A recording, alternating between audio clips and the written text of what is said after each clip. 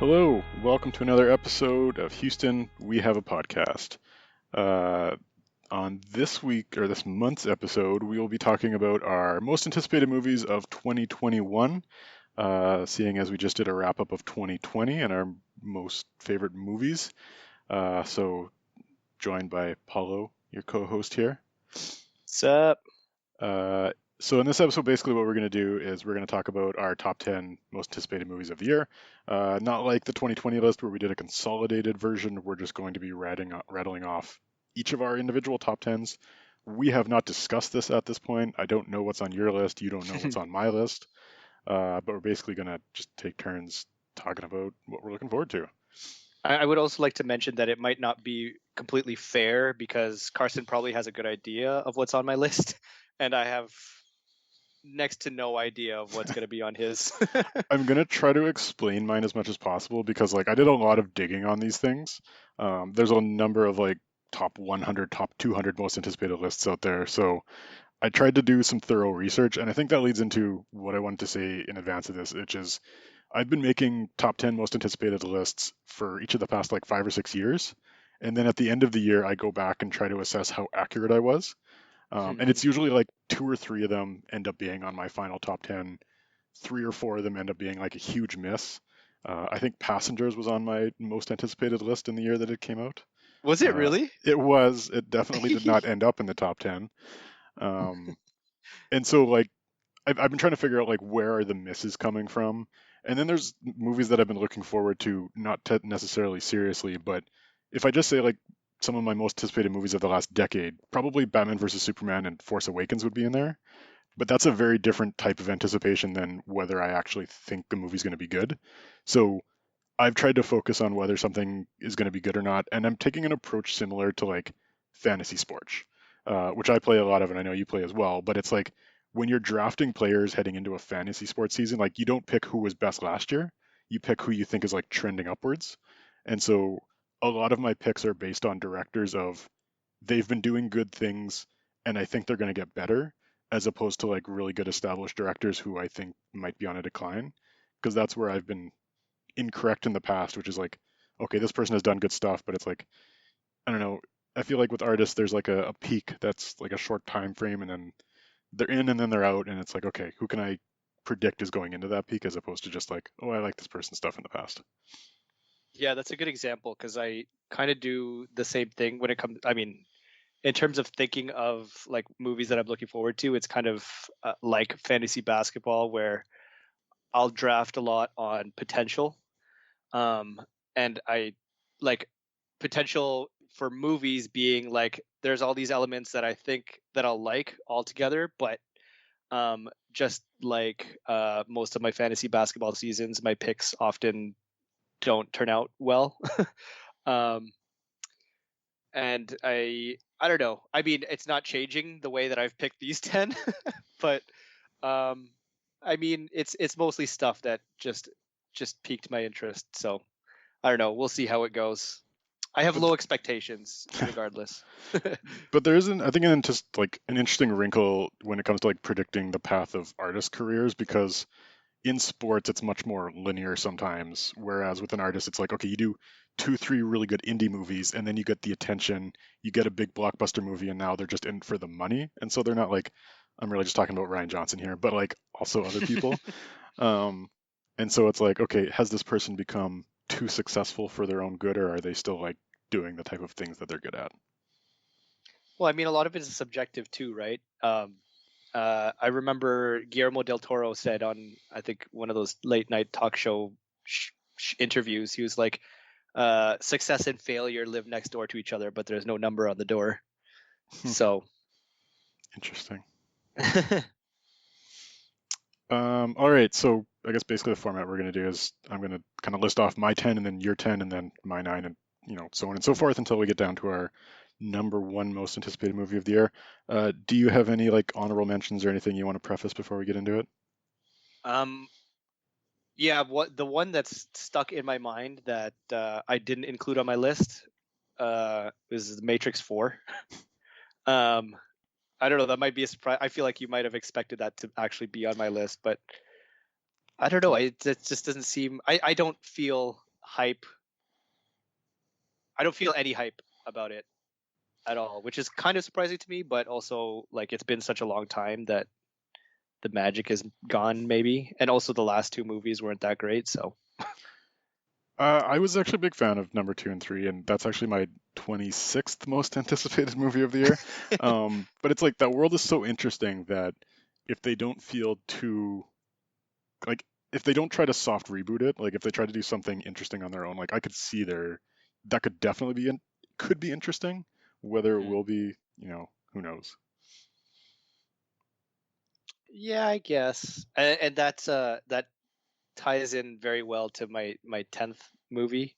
But I don't. Do you have any honorable mentions? I don't have, so why don't you take it away? Okay, yeah. So I said that it ties in pretty well because number 10 on my list is Space Jam 2 or Space Jam: A New Legacy.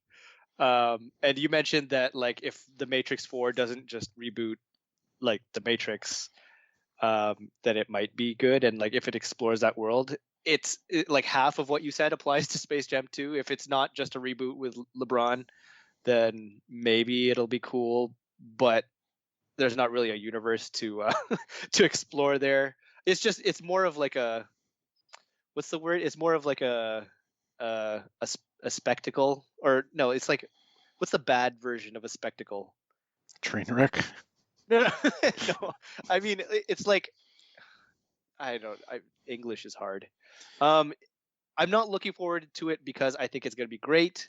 I'm just I'm curious. It's like a morbid curiosity. Yeah, Although when LeBron was a good actor in Trainwreck, so I he mean for an was, athlete. I agree. When he first got announced for that, I think it was back when he was with the Heat, where everyone hated him, and not that people don't hate him anymore, but like I was almost hoping that he was going to take a route of, go a completely different direction and almost be like the villain, because that would be an interesting twist. But I think they are going to just completely reboot it, exact same story. Oh man, I mean that really makes me sad. Which is, I Also, mean, is it still Bugs Bunny? yeah, I Do any mean, kids these days know Bugs Bunny anymore? I mean, well, they can't reboot it with like the Minions or or Paw Patrol people, right? Dogs, not people, whatever. I don't know kid stuff. Um, but yeah, I really hope they don't just reboot it. But honestly, I don't even. It's like a catch-22 because if they don't reboot it, what? How else are you going to do Space Jam? But what Yeah, it does have going for it is that the director also directed Undercover Brother. So I did not know that. I just looked it up. So maybe if I get Undercover Brother vibes, it's Space Jam 2. It'll be a hit. Fair enough. All right, my 10th most anticipated movie is director we talked about it a couple episodes ago. Wes Anderson is coming out with a new movie this year. It's called The French Dispatch. It's got all the usual suspects plus Benicio del Toro and Timothy Chalamet, and it's like this is what I was talking about before of uh, not trying to pick directors that are maybe on the downswing of their career. And I don't think like Wes Anderson's a very talented director. I like all of his movies. I rewatch all of them, but it does feel like he's kind of not decreasing in talent, but it's just like it doesn't have the same spirit that he used to have in his earlier movies. And so I think when I made my list last year, this was like number two or number three on my list, and so it's still in my top 10, but it's much further down the list. Um, yeah, it's one of those things like it'll be well made, it'll be good, it'll be have like funny moments. I don't expect it to have a soul, so to speak. I mean, the trailer looked nice. When I was doing research for like upcoming movies, I saw this one, and I'm not going to keep beating the dead horse of how I don't get or particularly enjoy Wes Anderson movies, but I think what it is, I think I like Wes Anderson trailers because Fair. it looks nice, it looks cool, but if I'm watching that for 2 hours, I kind of loses me. But Have I you seen mean, the Wes Anderson Spider-Man trailers? what? There's like No. there's a bunch of these like versions that like film students will try to make like a funny Wes Anderson version of a movie, and it's like, oh, Oh, what if Wes Anderson made Spider-Man? Anyway, you I should check it mean, out. I would watch that movie if that happened. I'll check it out. Did you see there's a SNL sketch? I think I mentioned this before, but there's an SNL sketch about a Wes Anderson horror movie. I think I did. I watched that after. I don't remember anything about it, but I remember you recommended it, and I watched it, and I thought it was kind of funny, and then I forgot about it. Yeah. But he is still saying he wants to do a horror movie at some point in his life, which is Is he similar really? to another movie that's going to be further on my list that I'll talk about. Ooh, okay. I also want to give a quick shout out to Saw Spiral because Chris Rock is in it, and when I saw the trailer, I thought it was a joke. It was shot in Toronto. Yes, it was. Sorry, one more shout out. The man from Toronto, All right. also shot in Toronto. I don't know anything about it. Looks like a typical Kevin Hart movie, but That's I Kevin Hart mean, and Woody Harrelson, I think. yes, Yeah. yeah. But yeah, not not on my top 10 either. Probably like 15. Yeah, that didn't make my top 30, so. I figured. How about you go? You do your ninth. We'll Okay. we'll we'll do a snake All rating right. or snake list. So my ninth is Decision to Leave, which is a movie from Korean director Park Chan-wook, who did the Vengeance trilogy with Oldboy. He did JSA, which was one of like his more popular movies early in his career, and then he didn't do a whole lot. And then recently he's done Stoker and Handmaiden, which are just like really well crafted suspense movies. And so he's got that, and this one, from what I gather, is a crime mystery suspense movie about a detective investigating the murder of some guy, and then he gets entangled with his wife. I don't know anything more about it, but I'm picking this on the value of Park Chan-wook alone, which, again, even though I've said I'm not going to make this list based on directors who I just like their past work, um, he was kind of going downhill, and now he's kind of gone back up in the last couple movies of his career. And like those type of suspense and just good mood movies are things that I typically enjoy. So I feel like this might not be my favorite movie at the end of the year, but it's a pretty safe bet that it'll be on the list. Cool. I don't know anything about any of that except for the director who did Old Boy, And I which also don't know is any of the actors or actresses. There's one actress from Chinese movie Lust Caution, which I know was popular like 15 years ago. But aside from that, I don't know the cast well. all right. That's cool. Yeah, I'm looking at the director and I don't know any of his other stuff. You don't know Old Boy? I know Old Boy, but I don't know anything else. The Old Boy so is Old go ahead. Boy is part of three movies that's called the Vengeance trilogy. They're not like a formal trilogy, but it's like three movies about revenge. And I think Right. that Old Boy is my least favorite of that trilogy. Like they're all good, but Sympathy for Mr. Vengeance is really, really good movie, and then Lady Vengeance is pretty good as well. So even though Old Boy gets the most attention, I think the other two are well worth them on their own as well. Is it just because Old Boy is the most fucked up out of the three? No, that's the part I liked about those ones, but the other two actually might be more fucked up. Oh, okay. Just not in as a sexual way, I guess.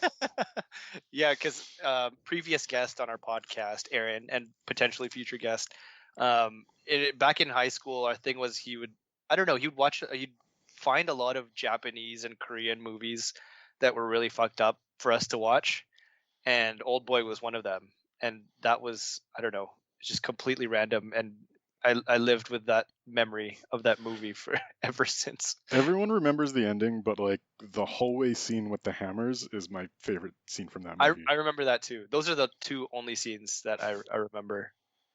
And then I remember the remake with Samuel L. Jackson, I try which to was forget that one. yeah. Um okay, well, number 9 on my list is and this is this is interchangeable with Space Jam, but Death on the Nile. Hmm. Um which is a sequel or part of the series of Murder on the Orient Express, which I believe is also a book series. I've never read, but I quite like mystery type movies. And even though Murder on the Orient Express was, I don't know, it was like a light murder movie. It was a little strange because the main character, what's the inspector's name? Hercule Poirot, Yeah, uh, played by Kenneth Branagh, who I'm also a fan of. But it was weird because he just seemed to know everything, which doesn't work well when you're making a good mystery movie. I mean, at least for myself. But I don't know. I still enjoyed the ride, um, and also Gal Gadot is in it. I was going to mention that. Yeah, but oh, and Russell Brand. Uh, but yeah, I was recently rewatching the first Robert Downey Jr. Sherlock movie, and because I like that movie more than I think. Like it was really popular at the time, and then it really dropped off. But just watching back on it, like I liked all the clues that they like set up throughout the movie, and it feels earned when he has the reveal at the end. Whereas like I agree with you, Murder on the Orient Express, it's just like okay, you just knew everything, and they didn't really he set was up like a much. superhero. It does feel like a book that was written a long time ago, which is exactly what it is. So it's like I like the characters. I hope they update it a bit. I don't know. I don't mind that it was like I don't know. I guess dated, or it felt dated, just because it was more of just like a distraction or like a turn my brain off, escape type thing. Um, yeah. Again, interchangeable with 9 and 10. There. Um, number eight. Number eight. It's me again, right? Yep. Um, so I'm looking forward to Resident Evil, the new Resident Evil movie. This is news With to me that there's a new Resident Evil movie. really, Yeah. it's yeah, they're completely rebooting it apparently, and there's a lot of actors who are like you'll recognize their faces because they've been in things, but not like they've never been like the main character of anything. Like you know that Crawl movie with the crocodiles and there's like flooding and Yes. the girl. Yeah, so she is like one of the main characters. She's Claire Redfield. Um, and it's just like people like that. There's like one guy from who's like a very tiny role in Zombieland 2, who's Leon Kennedy, which is really weird to me because he's like the most iconic character of the Resident Evil series or one of them. But yeah, I'm just like I'm a fan of the series or the Resident Evil franchise. And I'm really happy that Mila Jovovich is not in it and it's not directed by Paul W.S. Anderson. So, I mean, I don't have super high hopes, but it does look like it's going to be following the original story a lot closer. Um, so yeah, yeah, looking forward to that. I'm looking up some of the characters on here, and yeah, like I remember because we talked about on our video game episode like what stories wanted to be adapted, and we talked about how Resident Evil has a story that has nothing to do with what the movies are, which is news to me because I haven't really played the video games, but I'm recognizing more names on this cast list in terms of characters that are seem like actually part of it. Yeah. Seems like it has the guy from Umbrella Academy. Yes. Oh, the Wasp from Ant Man. No, not sorry, not the Wasp. The villain from Ant Man and the Wasp is also in it. Uh, uh, the She's what's her Jill name? Valentine. Yes, Hannah John Kamen. Um, eh, yeah. I don't mind this cast list. Like there's some potential there. This director doesn't have a whole lot to his name though. Yeah. I yeah, I mean, it's the name mostly that I'm looking forward to, and the story, which I mean, like I said, it follows the game. It seems to follow the game a little more closely. It's not some insanity with like religious zombie cult and clones of a Yeah, I don't superhero. think you can get any worse. So Yeah. Well, I don't know. I've again, so like Resident Evil, the name is like a double-edged sword because like it really could go either way for me. I don't know. We'll see. that's fair. My number eight is in a very different direction, both from your previous, but also the rest of my list. It's a movie called Blonde from a director named Andrew Dominic, who basically makes a movie once every 7 or 8 years, and it's really good, and then he doesn't do anything ever. So this one stars Ana de Armas as Marilyn Monroe. It's like a biopic, but it's like a fictionalized story.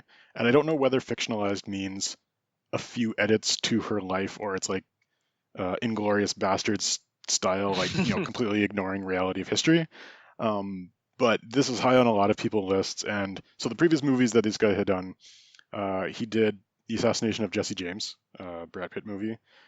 He did a movie called Chopper back in like 2000, which was just like an Australian, I don't even know how to call it, like a redneck type violent story.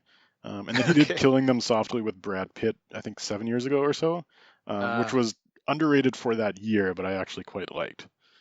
And so this is quite different than what he's done in the past, but I'm hoping it goes in the direction of like very, very fictionalized and like stylish, and just based on the quality of the director on his own, and also like Ana de Armas in Knives Out. yeah, Knives Out. She actually did a really good job. Like I wasn't expecting much from her Yeah. because even Blade Runner, which is a movie I really liked, like she didn't have much of a role, but it's like she held her own in Knives Out quite well, and it's like I think she could be a good actress in the future. So I think this is like her role to prove that or not. So Yeah, yeah, I was just gonna mention that too. big gamble. I don't know, like decent opportunities doesn't end up on my final list, but I don't know, worth looking forward to. I mean, she's an interesting choice for Marilyn Monroe. Um, I mean, unless I just completely don't know anything about Marilyn Monroe, or know even less than I think I do about Marilyn Monroe. But yeah, like you said, I was a huge fan of Ana de Armas in Knives Out. Thought she did really good. Yeah, I think it's an odd like casting choice, which is kind of makes me more interested in it because it's like, okay, you're probably not trying to aim for 100% reality here if this is your casting choice. Like, there's probably more conventional picks. Um, but I wonder who is the more bizarre casting, her for Marilyn Monroe or Kristen Stewart for Princess Diana this year, which is also I a did movie that's not. coming out later in the year, which is I not on did my not top even 10 hear list, about that but one. It's not on your top 10? it's not on my top 10. I'll Oh, be okay. interested in it, but I don't know how good it's going to be. I'm looking at pictures of her, and she kind of looks like her. But the thing I'm most curious about is because I think she has a natural accent, Yeah. but I don't know. Cool. Also, quick random shout out, which has nothing to do with anything, but Garrett Dillahunt, who is in that blonde movie, Mhm. he's like another small, I guess, is it B list? Is that an insult? I hope No, I not. think But I don't know who he is. Like, what has he been? he was in No Country for Old Men. He was like Tommy Lee Jones's partner. It's been a long time Like since I've watched that. he's I'll a look he's a that up though. police officer. He's in like you'll see his face. Oh, he was in Looper. He was the guy that gets exploded by the little kid near the end. That's How come I probably don't not. remember any of these things now? I mean, if he's one of those guys, one of those actors. If you see his face, you'll like say you'll know that you've seen him before. That's fair. I'll Um, look it up. yeah, but the first movie that I ever watched at TIFF, he was in. It was called Beast. It was about a Filipino boxer in Manila and his dad, and he was playing the dad. And then they did a question and answer thing, and he was there. So I saw him in person. It was cool. Sorry, completely random tangent. Oh, I'm looking him up. He's that guy. He's that guy. Yeah. I feel like he's one of these guys where there's like four people that look exactly the same, and they're like different, but they look 99% similar. And then whichever one's available, they'll cast. Yeah. So if you're listening to this, look it up and you'll understand. Yeah, yeah. All right, my number seven, going in a more similar to the style of the rest of the movies on this list, is a movie called Rebel Ridge, from a director named Jeremy Saulnier. I don't know if it's Saulnier or Saulnier. He previously did movies Blue Ruin, Green Room, and then Hold the Dark. Basically, he's known for very gritty, violent, bloody, realistic movies. Um, Blue Ruin was a movie where like almost nothing happens for 95% of it, and then it gets extremely violent. Whereas Green Room was like uh, punk rock band on the run from neo Nazis, and it gets extremely violent. Hold the Dark was kind of messy and all over the place, but still had like good action to it. Um, Rebel Ridge. I don't know too much about the plot of it, other than it's about a bit of like social injustice type themes. John Boyega stars in it, so I'm sure it's going to be related to like racism in the U.S. and probably about cops. It has the Babe Pig in the City old guy, who I feel like has been the same age for like the last 40 years, like the old guy. Babe Pig in the City. He's not in regular, like original Babe. No, like the old guy in Babe, like the guy who he's like, that'll do, pig. You know Oh, that guy? okay. Anyway, I like when older actors like who are not known for gritty roles all of a sudden take on like a violent movie. It just like I don't know for whatever reason entertains me. So I don't think this is going to be like a an Oscar movie. It's not one I'd probably recommend to other people. This is like very specifically my type of movie, and I'll enjoy it for that level. Okay. I mean the description is interesting to me. A high velocity thriller that explores systemic American injustices through bone breaking action sequences, suspense, and dark humor. I mean, I would watch that. I But then if also it's something, sorry, go ahead. what's that?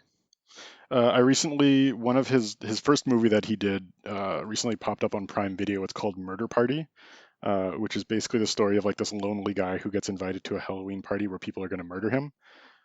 Oh, Um, I've seen part of that. yeah, so he does like very violent, but also like comedically over violent, and so it's like I feel like he's trending towards like getting more and more violent as his movies go along.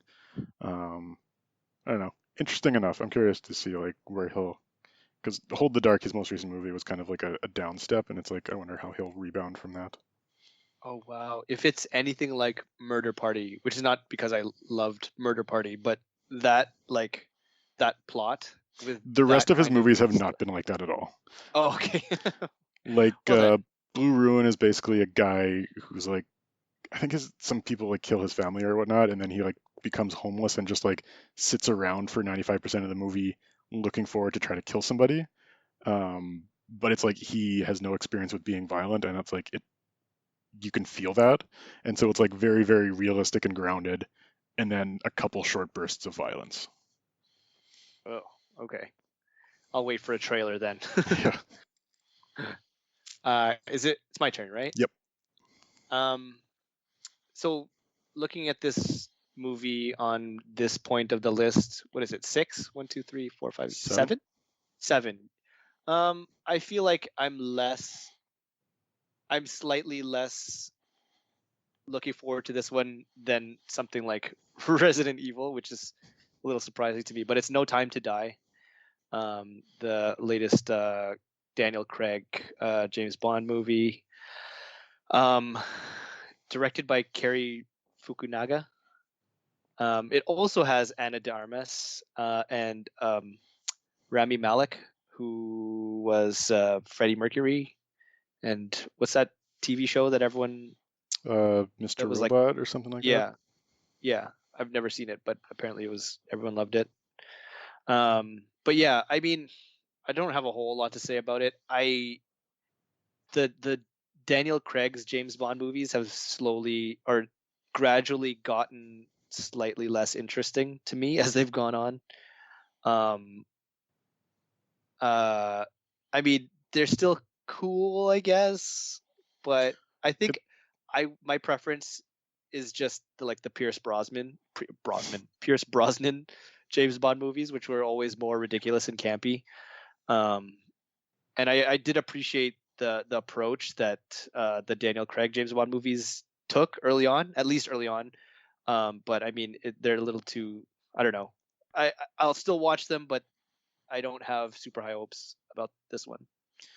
it's a safe bet that it'll be good, but I think my biggest issue with them lately is they're trying to tie into this big story of these overarching like villains and characters that are um, I guess like controlling his whole life and stuff like that. And it's like by the time this movie comes out, I already forgot what happened in the previous ones. So like you're Yeah. relying on me to understand like I forget what the one French actress's name is, but it's like oh she has a connection with her, but I'm like I forgot it already.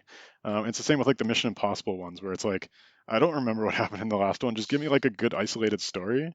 and it's like they do good action and they do good like effects, and the actors like commit to the roles physically, so it's like okay, it'll be entertaining. Just don't lean too hard on that overarching story because I don't care. Yeah. Well, that's one of the good things about, like, for example, the Mission Impossible movies. I don't think there's a whole lot of connection between any of them. I mean, even if there is, it doesn't really matter when you're watching that movie. When you're watching those movies, sorry. Whereas, yeah, like you said, in the James Bond movies, I didn't grow up on like the original James Bond, and I don't know all those stories with like the like Moonraker and what's the Blofeld. Like, I'm sure they're significant, but like as a reveal, it doesn't. I mean, it doesn't hit me as much as it would a real fan. Which, I mean, I guess good for them. I'm on the other side of fan service now for those things, but um, yeah, I mean, it's fine. It's good. I'll still watch them. I'm not in any hurry, but I'll watch it. Like, what was the most recent one? Uh, the last James Bond movie. It had like Dave Bautista in it, and Yeah, I uh, remember like the image of the poster, and it was like a piece of ice that looked like a spider, but I don't remember. I don't even remember. Oh, Spectre. It's called Yes. Spectre. Yeah, like, and it's exactly like you mentioned, like how you can't really remember what happened in even the last couple movies. And I've rewatched Spectre and I've watched Quantum of Solace like a long time ago, and I don't know if if I had fallen asleep or I just stopped paying attention, but like the continuing storyline is not working for me. But I mean, I like James Bond. It's a spy movie and it's cool, and I'm gonna watch it. Yeah, the value of some of those movies are like when the villain is good, and it's like I don't want to build up of a villain. Just give me like Javier Bardem was a really good villain in Yeah. Skyfall, and it's like you didn't need him to have this big history. You introduced it at the beginning of the movie, and then you resolve it by the end, and that's all you need. Yeah. I mean, there wasn't much of a callback afterwards. I mean, what I do remember in Spectre was that because like he was part of the organization that is ruining Daniel Craig's life. I don't know why I said Daniel Craig. James Bond is much easier to say, but yeah, whatevs. Oh, it's my turn again, right? Yep.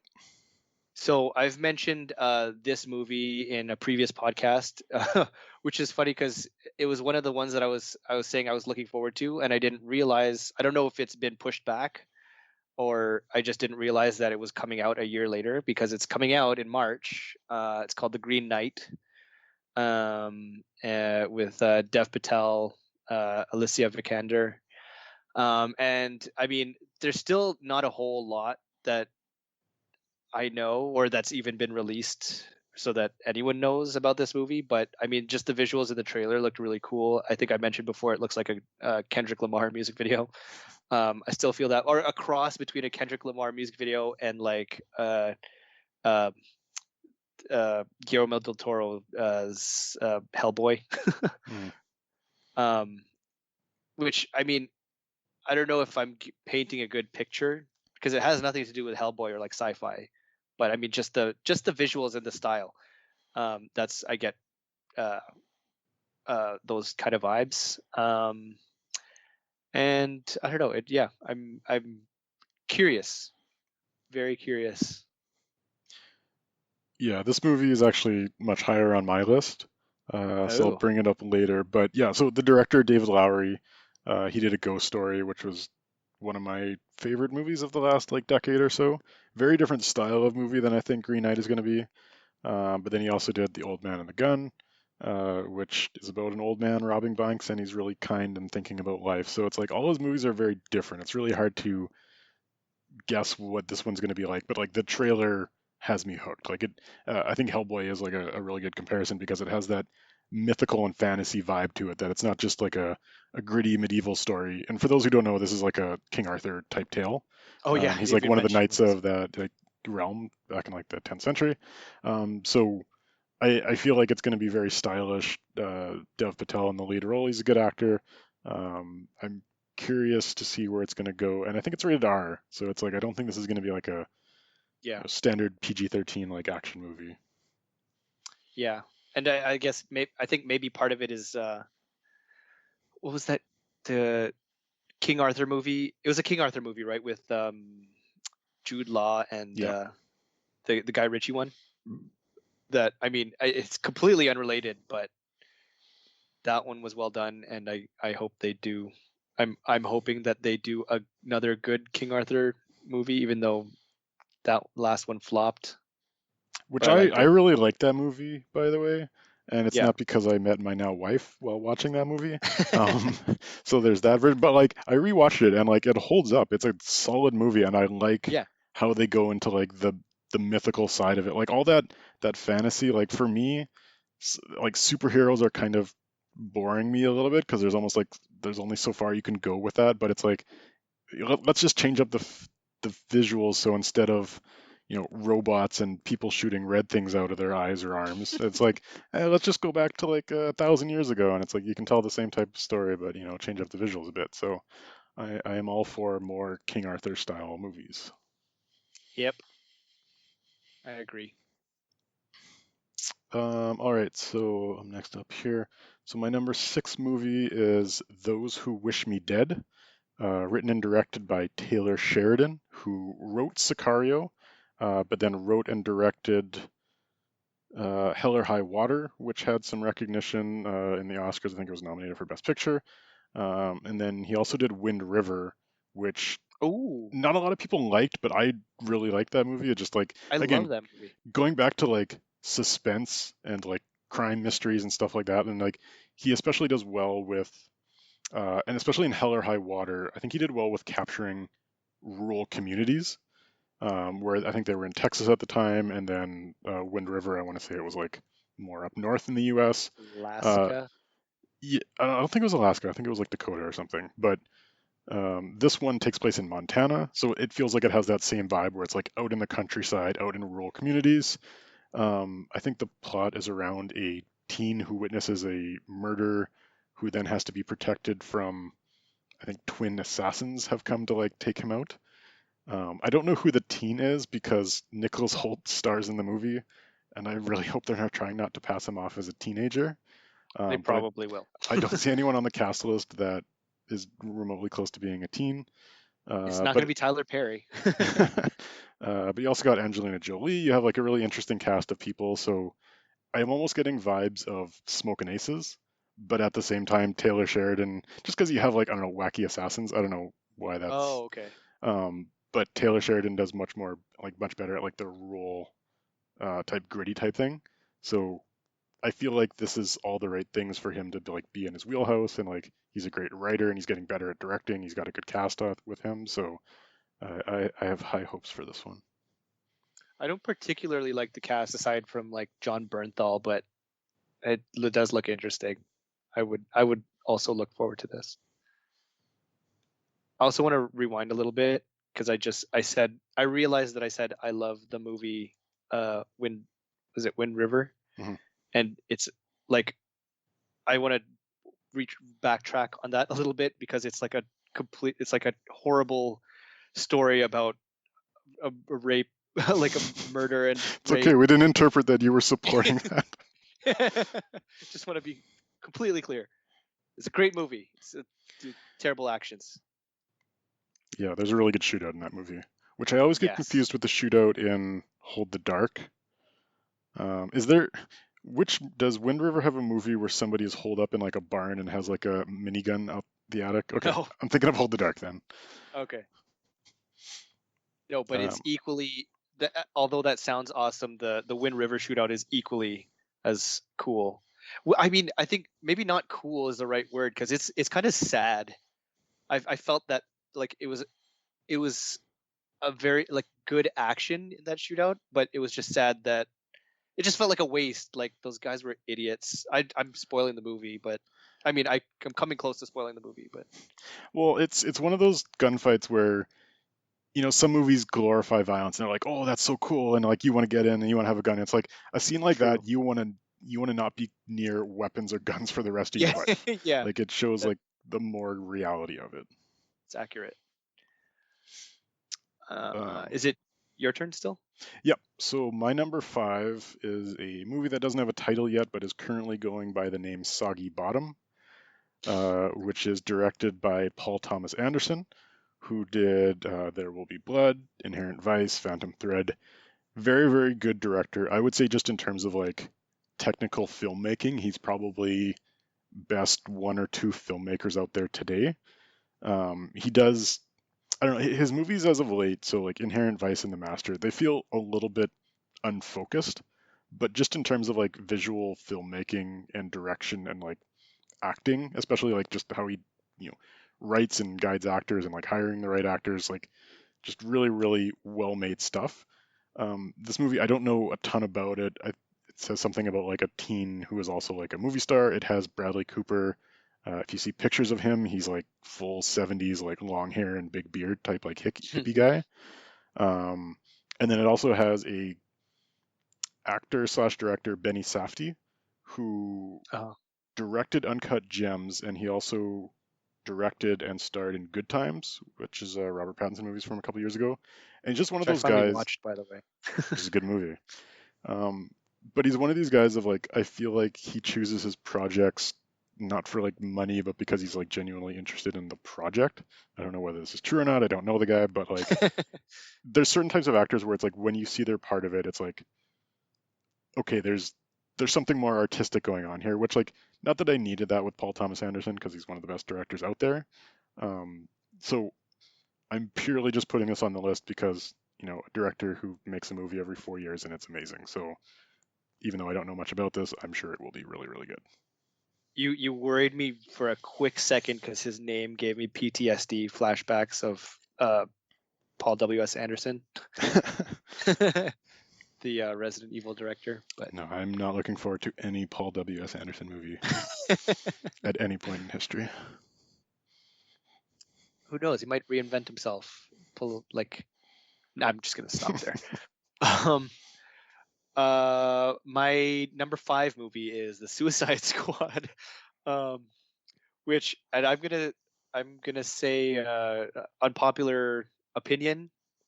Actually, no, not really. I enjoyed the original Suicide Squad. I fully understand that it was not a good movie. I enjoyed just watching it, and I've watched it again, and it's just I don't know. I mean, like as a as a movie, like a if we're talking like what's the word, like a technic no not a like a like how you think of like how a movie is made or like built or constructed, well made. Suicide Squad, of course, is not that, but again, I'm just going in circles saying that I liked it. But I feel like the Suicide Squad is one going to be much better, mostly because of James Gunn. And even though Taika Waititi, I don't think he wrote or directed anything in this, but just having his name there is makes me happy.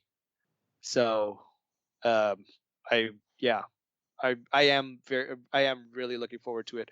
And my old friend Idris Elba is also in it. Oh, sorry, and I need to say more about the cast because like there's a lot of other people that I really like in this. Michael Rooker, Nathan Fillion from Firefly and Serenity. Um, I mean, I don't particularly care about John Cena, but I do think I I guess I do find him funny in a lot of the roles that he's maybe not a lot, but a few of the roles that he's done. Um, and I think the role that he's taking is appropriate use of John Cena. So yes, yes, that too. Oh, and Pete Davidson as well.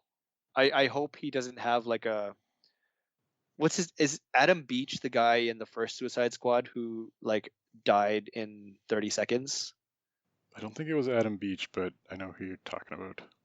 The guy who had like a 5 second intro like, hey, this guy could climb anything, and then he next Yeah. scene his head gets blown off. Um, I do get vibes with that cast though of Deadpool 2 when they put the team together and then immediately kill them all off. It's like it feels like they have too many characters to hold a story for, but I'm interested anyway, Yeah. because especially like Yes. they've brought out all the weirdest DC characters, which I'm a huge fan of. It's like they're not taking it seriously. They're not trying to be like, oh, let's make these badass superhero characters. They're like they are embracing the inherent silliness of this whole universe. Yeah, which is what James Gunn does, right? Like I think that's Mhm. his whole style. So yeah, I appreciate that, and I am really looking forward to it. Oh wait, no, me, you. Yeah, still, yeah. Sorry, This is the snake. needlessly confusing. When do we ever do things the easy way on Houston? We have a podcast. My fourth movie, the fourth, sorry, ranked for number 4 on my list is Candyman, um, which is written by Jordan Peele. I don't know anything about the director. I only recognize one person in it, um, the guy from Aquaman, the villain in Aquaman, or one of them, the Manta Ray guy. Black Mantis, I think. Black Manta, and I think he was also in my favorite episode of Black Mirror. Yep, I'm just gonna leave it at that. Look him up in Black Mirror. His name is Yahya Abdul Mateen, and then watch the episode of Black Mirror. It's pretty funny. He's I also mean, in I The don't think Matrix it's 4. sorry. He's He's in also in. Matrix 4. I'm just looking at this on IMDb right now, and yes, he Oh, is. okay. Anyways, yeah, sorry. I don't know. So, back a bit of background. I'm not particularly familiar with the story or the character of Candyman. I know it's a horror movie, and there are well, actually, that's pretty much all I know. But the fact that Jordan Peele wrote it, and the style of the trailer grabbed my attention. So I mean, I do appreciate horror movies a lot more now than I did maybe 5-10 years ago, because I just was too chicken shit to watch any of them. But I'm really started to watch a lot more now, and I'm enjoying them. And I think this will be well done because I'm putting a lot of stock in Jordan Peele's work. So yeah. Yeah, this is one of those like I'm aware that it was a horror movie that pre-existed, and I was not interested in there being a reboot. I saw the trailer, and it actually looked quite good. It's definitely not my type of movie, so I don't even know if I'll watch it, but it looked a lot better than I expected it was going to be. Yep. Okay, my next movie, number 4 on my list, is a movie that doesn't require a lot of conversation because we've already talked about it a lot. It's Dune. This was number 1 on my last year's most anticipated list, and it's basically been downgraded because, as I previously mentioned, like at a certain point, directors have a miss, and I just feel like Denis Villeneuve is due for a miss at some point. And even like maybe I'm having like flashbacks of Force Awakens and Batman versus Superman, where it's like a movie this big and this anticipated, like it can never hold up to my expectations. And then I also rewatched the 1980s Dune movie, so it's like I don't know how much you can do with a story that I already know, and it's like it's not like there's a lot of weird things you can do with the story, and I'm not sure how much like I haven't read the actually I think I did read the book when I was really young, but I haven't read it in a long time, and so it's like I'm sure there's stuff there you can do. I'm sure it will be very well made, and that's why it's this high on the list still. I don't think it's gonna be my favorite movie of the year. Can you? Okay, so I had heard about Dune a very long time ago, and I think when I was a lot younger, I tried to watch it because I was like, oh, I like Star Wars, I like science fiction, so I'll watch this. I think it was on TV or something. This looks like sci-fi, and then I was very bored. Um, can you explain to? And I never ended up finishing it or like having any of it committed to memory. Can you explain to me what the story of Dune is? So before going into the story of Dune, there's a lot of context on that 1980s movie. If there's a documentary out there called Jodorowsky's Dune, who I think I've talked about this on the podcast before, but basically he's this crazy Mexican director who tried to adapt this movie as like a life-changing movie that's going to enlighten the world, and he had all these crazy things put together. Like He had Mick Jagger, he had Salvador Dali, he had Orson Welles, he had Pink Floyd doing the soundtrack. He had like all of these crazy people put together, as well as like so H.R. Geiger, who's the one who designed the alien from Alien, who has become like an iconic artist since then. Like he put him together. He also got some of the visual people from Star Wars. Like he had all of these amazing things with like the highest ambitions, and then the studio kind of got cold feet and then just canceled it and handed it over to David Lynch to make it like very quickly. And so the end result is just like a very generic version of a sci-fi movie from like the 70s or 80s, which I think still follows like the general plot of the book, but it definitely didn't do justice to the source material and wasn't as like bizarre as what the original design was. So I wouldn't put a ton of stock in like the 1984 movie because there was so much like behind the scenes stuff. And definitely check out the documentary. It's very very interesting. Um, Okay. but I don't know the plot. It's like your basic space messiah type thing. Like I'm sure there's a lot of it that inspired Star Wars because it is like, here's a young person from like a family of, meaning or royalty, and they go to like a world to like resolve disputes, and there's space aliens of sorts, and there's like crazy tribes and politics of people that are feuding. So it's a pretty standard story, but there's just like a very developed world that you can go into. Okay, cool. I have a feeling. So I have not looked forward. I mean, considering my previous experience, which I mean I lend partly to being too young to appreciate any of the things that you mentioned that went or was intended to go into this movie.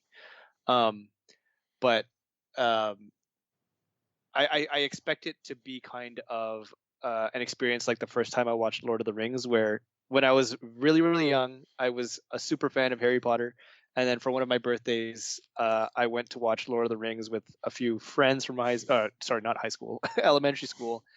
And I didn't know anything about it, so I don't even know why we went to watch it. But I remember one of my friends who had like read all the books. He was like a super nerd. He was like, this is so much better than Harry Potter. Just trust me, like it's amazing. And I was like, I don't know, like I don't know if I believe you. And then coming out of the movie, I was like, you're right. So I And I coming don't from know if zero interest to like I might really enjoy it. I have a feeling that might be the case with when I watch Dune. and I think it doesn't hold up as well over time because it's one of the original like big sci-fi books, and I feel like most of the sci-fi that you've seen over the last 30, 40 years have taken pieces from Dune. And Okay. so now when you watch it, it's like, okay, how much more original stuff is out there because it's all been stolen at this point. But that said, again, I haven't read the books in a long time, and there's also, more books after the first one, which I have no idea what the stories are. Um, the one thing that the 80s movie does have going for it is scenes where people ride giant worms while electric guitars play. So that part's fun, but I don't think I that's going have to be heard in the about Denis that. Villeneuve movie. That's like the only thing that I know about Dune. And also, I feel like at this point, I'm just looking for reasons to hate Timothy Chalamet. So he's getting too popular for his own good. He's going to be the next Benedict Cumberbatch. that's that's a bad thing, right? Yeah. Well, it's just like I think it's worn off now, but there became a certain point where like Benedict Cumberbatch was in like every single movie, and it's like, okay, he's good, but I'm sick of him. And it's like everyone can't stop talking about Timothy Chalamet all the time, and it's like, okay, just take a break. For anyone listening, please refer back to our discussion about the movie The King regarding Timothy Chalamet. I think that was our last top 10 uh, Yeah. episode. Anyways, Okay, that's my number four. My number three. So way back at the start of this list, I had mentioned Wes Anderson was interested in doing a horror movie, um, which is kind of bizarre because he's more like a light, fun-hearted director taking on a horror task. Uh, so I have another one on this list which is similar to that, which is Last Night in Soho, which is a horror movie starring Anya Taylor-Joy that's directed by Edgar Wright, who did like oh, Shaun of the Dead, Hot Fuzz, that car movie whose name I'm forgetting. Baby Driver. Yes, Baby Driver. So it's like he's a very stylish director, much more known for comedy. It'll be very interesting to see him take on something different. He hasn't done anything wrong in his career at this point, but he's not doing like the safe things of like the safe thing for him to do would be get Nick Frost and Simon Pegg, make another comedy movie. But it's like, no, he's going in a completely different direction. And I really don't know what it's about. I've seen like one visual from it, but just the premise of like a really good director branching out and doing something completely different has me quite interested. If I had known that this existed or this was coming, then this would have been on my list as well because I love Edgar Wright. Um, and yeah, for no other reason than that. And I also respect the hell out of him that when Marvel wanted to get him to compromise on Ant-Man, that he basically just refused and got pushed out. And it's like I respect him for doing that as opposed to just like making some shitty movie that he didn't want to make. Not that Hopefully Ant-Man was he shitty, but it was not what he wanted. damn, which is like because Ant-Man by Marvel movie standards was quite quirky, I guess. So for that not to not be enough like quirky enough for Edgar Wright, I really would love to see an Edgar Wright version of Ant-Man. I feel like those scenes in Ant-Man where Michael Pena is doing like he's talking and then going through the events. I feel like that was an Edgar Wright thing. Like that feels like his type of comedy. So Yeah. I'm sure they like cherry picked some of his like more interesting ideas. Yeah, but then like also the cast, like to have Michael Pena and Paul Rudd do like Edgar Wright comedy would have been amazing for me, at least. Yeah, I wish that movie had been made. Missed opportunity. Um, my third third place movie, which I know Carson is going to 100% agree with me on, and and is probably number one on his list, is A Quiet Place Part Two. Um, I don't have to say a whole lot about this. I've talked about it before on this podcast. And I don't know. There's not a whole lot more to say. I like the original, and um, while maybe actually maybe I'll extend an olive branch to Carson and say where the first movie was focused a lot on showing the viewer how clever everything was, like, oh look how we're making everything quiet. Maybe in the second movie they won't have to do that as much, and then it'll be a really cool story. I I'm didn't with it either way. hate The Quiet Place. I just thought everyone was like creaming their pants over it, and I was like, okay, it's a very average movie. Myself included. It's like the premise is interesting, and like this world where you want to like have an overabundance of like special effects and audio and everything like that to try to make a more restrained movie. It's just like it was a very cheap and basic way of doing it, and it's like there's so many better versions of good audio mixing out there. It still annoys me that it won an Oscar. uh, I'm with it. I'll do, I'm on the. I've got it. I've got A Quiet Place's back. Also, Killian Murphy is in this one, and I like him and the stuff he does, so that lends a bit of power to it for me.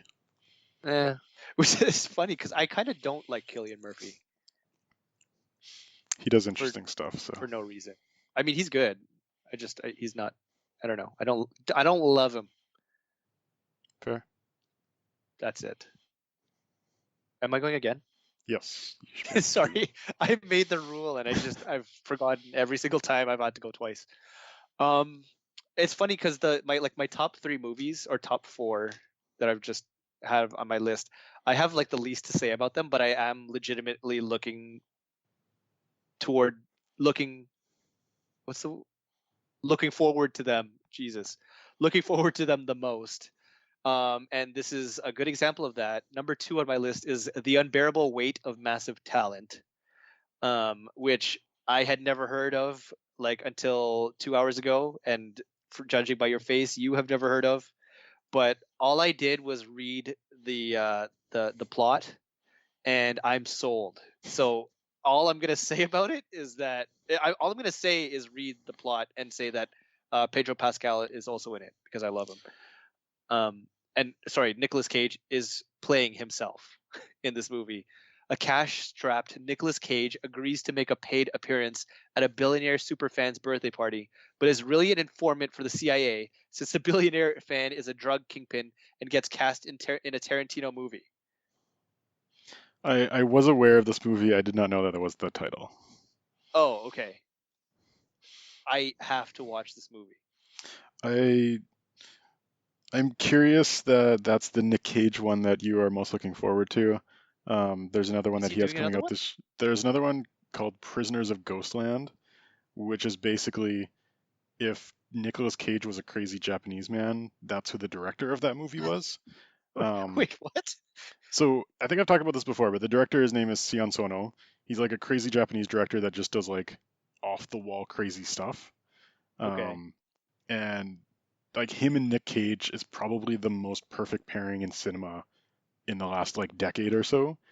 I've heard like because I think it's already debuting at like Sundance Festival or something like that, and people have said like it's not as insane as you would want it to be. But I've heard it's still. Nick Cage just says it's one of the funnest movies he's ever done. Oh my god, that in itself. I will. I'll bump Space Jam out of my list and then put this squarely at number 4. Yeah, that almost fit into my list, but the early reviews had me a little bit bummed. Eh.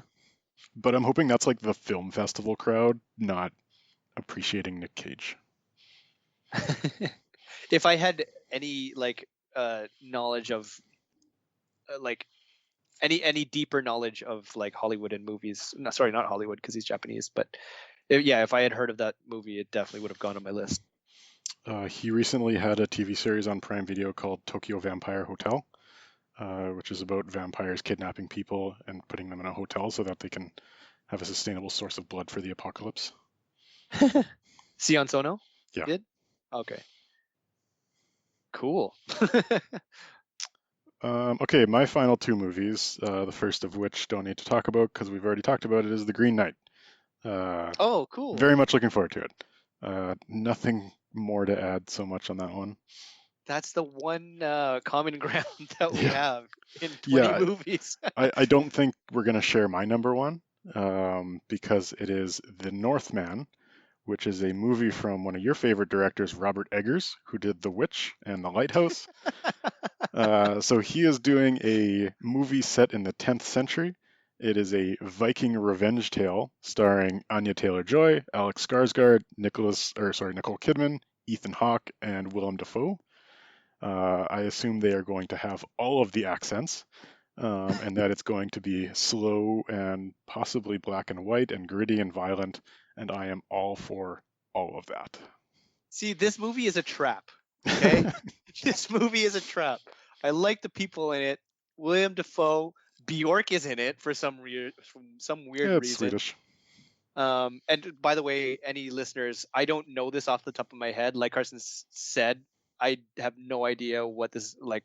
I have no idea about anything about this movie because I will never follow Robert Eggers' work after watching The Witch.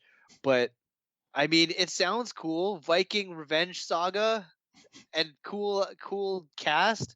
And then they're probably going to be sitting around and like talking in accents for the whole time, and no one is going to die. Maybe someone will disappear. There'll be an off-screen battle, and then someone will return with blood on their face. But it's like Sorry, he doesn't. They don't really do off screen stuff. Like he does I know. violence. I'm It's just just I'm there's a exaggerating. lot of conversation in between, and I'm going to enjoy those conversations just as much as I do the action.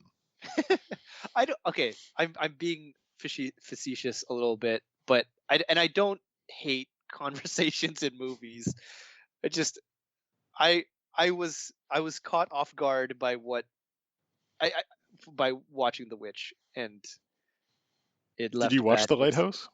I did watch The Lighthouse. Was that any I mean, better?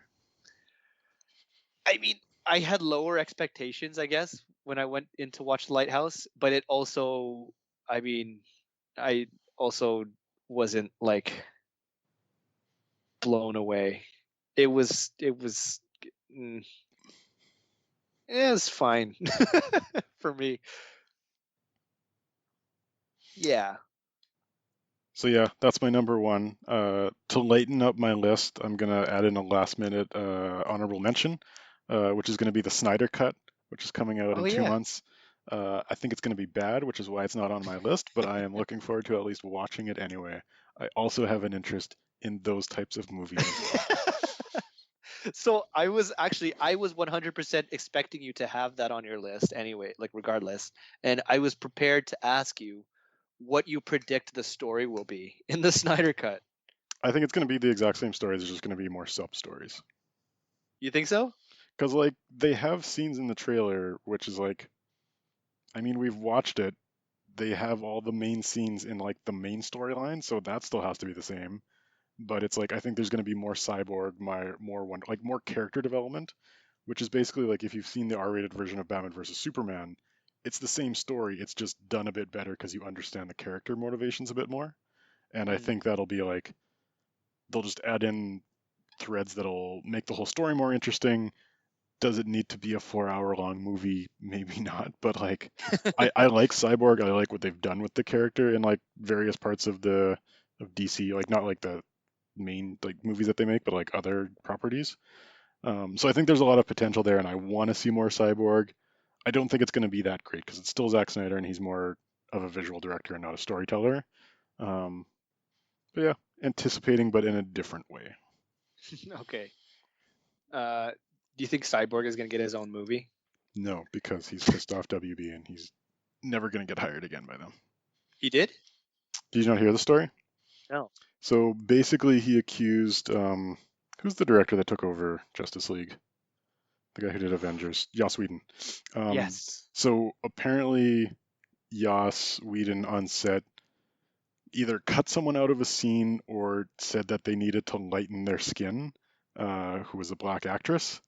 And he was talking about all this abuse on set of when Joss Whedon came on. He's been What? making like, if you check his Twitter, he's been had a lawsuit against them going for like the last year or so. He has thoroughly pissed off everyone, and I think they've already announced that he's been cut out of the Flash movie. So he's Is there probably any not. truth to that? I mean, well, not that you would know, I guess, but is it like are they like reasonable claims? They've sort of admitted that there was something there, and I think they, I don't know, reprimanded or said that they're no longer going to work with Joss Whedon. But he Ooh. was accusing that it went as far as like Jeff Johns, who was like in charge of the DC universe, um, and they've kind of said that Jeff Johns is still going to be the guy at DC. So they kind of like said that there was something there, but they never formally kind of announced anything. Yikes. That makes me sad to hear. Um wow. Okay. They'll Cool. just recast him with like Idris Elba or something. So Yeah. God knows he needs the work, right? Um wow. Okay. Um that's actually more shocking than I thought. Anyways, my last movie is, or the movie I'm most looking forward to in 2021 is Judas and the Black Messiah, which is it stars Lakeith Stanfield, like Lakeith, and Daniel Kaluuya, which I haven't seen him in anything that good ever since Get Out. At it least not definitely that I wasn't can Black Panther. remember. I mean, I actually really like Black Panther. Yeah, maybe the movie, his role in particular, I had issues with. Anyway, Wait, you had issues with his role or the his movie? role, like I was looking forward to him because I liked him in Get Out, and then he had just Oh, like the most generic role ever. And I yeah. was like, waste your talents. Yeah, no, that's fair. But yeah, so it's basically about the Black Panther Party, how the leader of the Black Panthers got taken down by an FBI informant. I am not familiar with the story. I mean, like the story, the real events or the real people. But I want to learn, and it looks like a well done movie just by looking at the trailer, which I guess means nothing. But yeah, no, I'm very much looking forward to it. So I have a funny story about this movie. There was a trailer that came out for this like a long time ago, like before the quarantine, and then I think it was pushed off, and then they re-released the trailer to like kind of bring back like some hype around the movie. And then so I was watching it, and my wife was around, and at the very end of the trailer, they're like, "Oh, the title is Judas and the Black Messiah," and I was like, "Oh, they changed the title. This wasn't the title that I saw back in February or March last year." And then both of us have been trying to like research this, and there's no record of it ever having any other title other than Judas and the Black Messiah. So I feel like they've completely erased it from the internet. Either that or me and her are both going crazy because we can swear like on our lives that this And so trailer she was thought it released. too. Yeah, she was like 100% aligned with me that it's like we saw this trailer 9 months ago with a different title, but I cannot find for the life of me any other title that this has had. Okay, that's not what I was expecting, but I also disagree with you that I'm pretty sure ever since I saw the trailer, it was always Judas and the Black Messiah, unless It's like the the whole people. Bernstein Bears thing again. Yeah, yeah, exactly.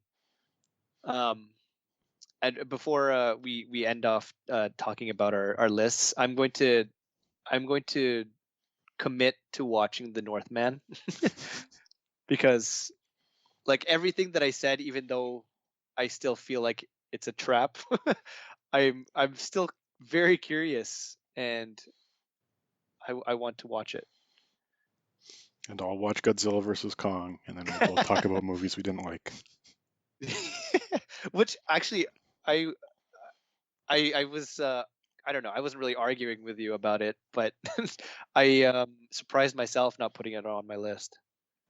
I am kind of looking forward to it still. The biggest surprise I had from your list was that you didn't have Army of the Dead on there, Army of the Dead. which is Zack Snyder doing another zombie movie as a follow-up to Dawn of the Dead, starring Dave Bautista Oh, as a zombie heist movie. yes, no, no. Oh my god, I can't believe I forgot about that one. And Garrett Dillahunt is in it too. This is his The year. this is when he makes it big because of Army of the Dead. Yeah, no, I watched I saw something about this. Uh, I think way before we had like talked about doing this episode, and I thought to myself that I really do want to watch it, and then it just completely fell out of my mind. It looks like it's going to be really cheesy, and I still like Zack Snyder. And I think Dave Bautista said he turned down the Suicide Squad to be in this specifically. And so like Really? there are people saying good things about this, and I feel like it'll be a good entry to the zombie genre because like Zack Snyder did, like Dawn of the Dead was good. Yeah, yeah. I have that. I have Zack Snyder's Dawn of the Dead on DVD, and I watched all the special features. um, and just to prove it, I'll tell everyone listening that Zack Snyder used real amputees for zombies. Hmm. I mean, he didn't use them like he wasn't like Well, I gave them. mean he did. True. Okay, I guess. But anyways, yeah. Sorry, that's number 5. No, that's number 4 on my list, right after A Quiet Place 2. Space Jam is completely out now. Damn it! I'm so mad. Anyways, we've made a big deal about it now, so it's clearly on the list. The one last honorable mention I'm going to have is Nightmare Alley, which is Guillermo del Toro redoing like a 1930s movie with Bradley Cooper. Uh, the only reason I don't have it higher is just because I don't know. It feels like one of these love letters to old cinema that's going to be very generic. It's reminding me of Mank that just came out, which is a waste of a director's talent. So I like Guillermo del Toro. I'm sure it'll be good, but yeah. Okay, I need to use your list, like whatever list you saw of movie releases. I have to use that one next time because I didn't see this one either. And now I'm taking what was it? What else was on my list? I'm taking out. Oh no, I'm leaving Death on the Nile. I'm gonna remove No Time to Die, and I'm gonna put this on it too because I've said it many times, but I'm also a fan of Guillermo del Toro. And I feel like as soon as trailers start coming out, like I'll completely reshuffle my list as well because like all these things, like you have no idea what they're gonna look like yet. So, Yeah, and that's yeah. probably part of the reason why The Green Knight is so high on my list is because I've actually seen it. So, or seen the trailer. Well, we'll maybe we should do next time as part of our 2021 wrap up, just like how we did. Well, not how we did, but how accurate we were. All right, you're stamping down the list right now. Then this is the one you're comparing against. Sans Space Uh, Jam. well, so yeah, removing Space Jam. I'm gonna have to re-listen to this later, and or we'll post about it. All right, we'll commit to this in our 2021 best of episode. Yes, 100%. Um, look forward to our next episode, guys, with the Daves against the Bens. What does that mean? Find out next episode.